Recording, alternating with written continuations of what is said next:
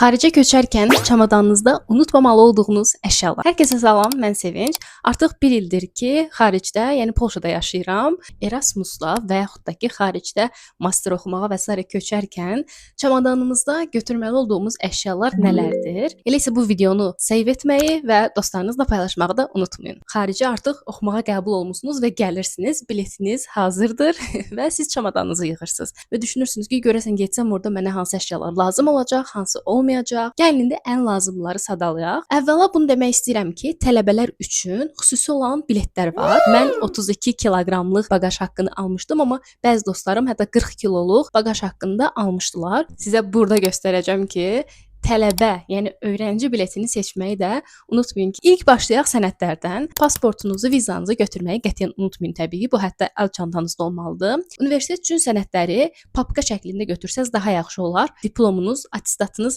və qəbul məktubunuzu götürməyi unutmayın. Bundan əlavə, dostun dosta verməyəcəyi sirri verirəm sizə. Bakıda olarkən foto şəkli çıxardın və minimum 8 dənə foto şəkil götürün. Çünki məsələn Polşada bir dənə o şəkil 70 zlota çəkilir, yəni 35 manat. Daha sonra sağlamlıq üçün dərmanlar götürməlisiniz. Amma resepti olan, əgər istifadə etdiyiniz şəxsi dərmanlar varsa, onları götürün və resepti ilə birlikdə mütləq və yaxud baş ağrısı üçün və s. dərman götürə bilərsiniz 1-2 dənə. Amma burada bütün ərzaq satılan bütün marketlərdə ağrıkəsici dərmanlar kassanın yanında satılır. Ona görə narahat olmayın, dərmanları burada tapa bilərsiniz. Hara getmənizdən asılı olmayaraq yanınızda olması gərəkən əşyalardan biri universal prizdir. Daha sonra powerbank götürün, amma powerbankı çamadana qoymayın, əl çantanıza qoyun. Çünki hava limanlarında artıq bu qadağandır. Powerbankı çamadana qoymaq olmaz, partlaya bilər. Mən buxar ütüsü götürmüşdüm paltarlarım üçün. Əslində bunu çox yaxşı eləmişəm deyə düşünürəm. Biraz ağır olacaq, amma mən bura ilk köçəndə yataqxanada qalmışdım. Yataqxananın birinci mərtəbəsində ütü var idi,